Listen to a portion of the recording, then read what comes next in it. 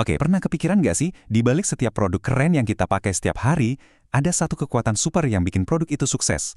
Nah, hari ini kita bakal bongkar rahasia kekuatan itu. Kita mulai dari angka ini deh, 220 juta.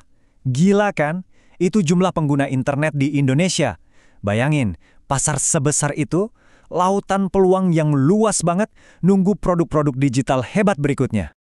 Dan ini bukan cuma soal jumlah orang loh. Lihat ini, 180 miliar dolar. Itu prediksi nilai ekonomi digital kita di tahun 2030. Jadi, potensinya jelas ada, kesempatannya ada di depan mata kita semua.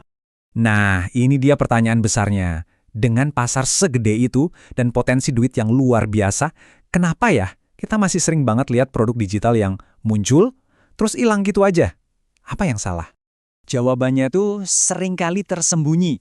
Bukan soal fiturnya yang paling canggih atau iklannya yang paling heboh, tapi ada di fondasinya. Yuk kita intip apa sih yang sebenarnya terjadi di balik layar produk-produk yang berhasil bertahan. Nah, ini nih biang keladinya. Banyak tim yang super sibuk, bikin fitur baru, rilis update, pokoknya kerja terus. Mereka ngasilin banyak output atau keluaran.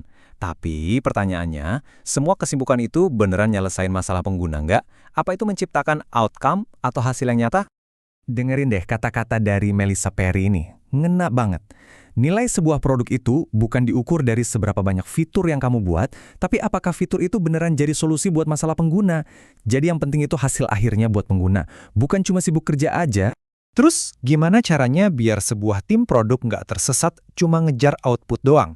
Mereka butuh kompas, dan kompas itu namanya visi dan misi. Tiga hal ini tuh satu paket, nggak bisa dipisahin. Misi, visi, dan strategi. Anggap aja ini kayak toolkit dasar buat ngebangun sesuatu yang hebat dan bisa bertahan lama. Tanpa tiga-tiganya, tim bakal kayak jalan tanpa peta. Pertama, misi. Ini jawaban dari pertanyaan paling dasar. Kenapa sih kita ngerjain ini?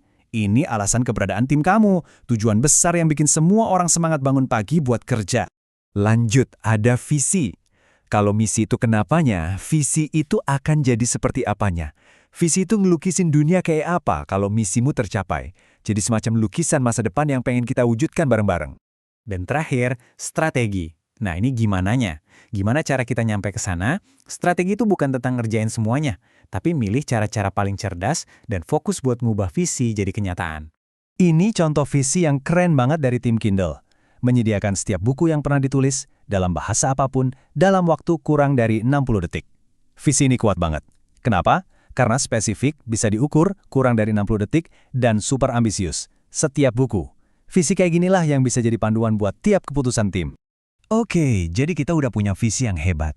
Tapi gimana caranya visi yang kedengarannya agung ini nggak cuma jadi pajangan di tembok kantor? Gimana cara nerjemahinnya jadi kerjaan sehari-hari? Yuk, kita bedah. Ini dia, kekuatan utamanya. Visi itu menyatukan. Bayangin deh, engineer yang nulis kode, desainer yang bikin tampilan, sampai tim marketing, semuanya paham satu tujuan besar yang sama. Mereka nggak kerja sendiri-sendiri lagi, tapi jadi satu tim yang solid, bergerak ke arah yang sama. Kutipan dari Jeff Bezos ini pas banget. Visi itu kayak bintang penunjuk arahmu. Tujuan jangka panjang yang nggak boleh goyah. Kamu harus keras kepala soal itu. Tapi, cara buat nyampe ke sana, detail-detailnya, itu harus fleksibel. Kita harus siap beradaptasi kalau ada cara yang lebih baik. Nah, ini ilustrasinya. Di satu sisi ada visi, gambaran besarnya, rencana jangka panjang. Di sisi lain ada eksekusi harian, detail pekerjaan. Keduanya sama-sama penting, dan product manager yang hebat tahu kapan harus fokus ke gambaran besar dan kapan harus lincah soal detail. Pada akhirnya, visi itu alat yang praktis banget. Waktu tim lagi bingung harus milih A atau B, mereka bisa nanya, oke, pilihan mana yang paling dekat sama visi kita? Ini juga yang bikin kerjaan kita jadi punya arti. Tugas kecil yang kamu kerjain hari ini bukan sekedar tugas, tapi satu langkah kecil buat mencapai tujuan besar yang keren. Oke, sekarang kita masuk ke bagian yang paling penting. Kenapa sih semua ini penting buat kamu, buat karirmu? Terutama buat kita-kita, Gen Z dan milenial, yang lagi ngebangun karir di dunia digital yang serba cepat ini. Ngerti soal visi dan misi itu bukan cuma teori loh, ini beneran bisa bantu kamu nemuin makna di pekerjaanmu, milih perusahaan yang tujuannya sejalan sama nilai-nilai kamu, dan pastinya bikin keputusan yang lebih cerdas sebagai seorang profesional. Ujung-ujungnya, ini tentang gimana kita bisa bikin produk yang gak cuma keren, tapi beneran bawa dampak positif. Dan khusus di Indonesia, ini jadi lebih krusial. Jadi product manager terbaik di sini tuh nggak cuma soal ngerti teknologi dan efisiensi, tapi juga soal gimana bisa nyeimbangin antara otomatisasi dengan empati ke pengguna lokal kita, dan nyeimbangin efisiensi bisnis dengan tanggung jawab sosial. Nah, visi yang kuat itu kompasnya buat nemuin keseimbangan yang pas.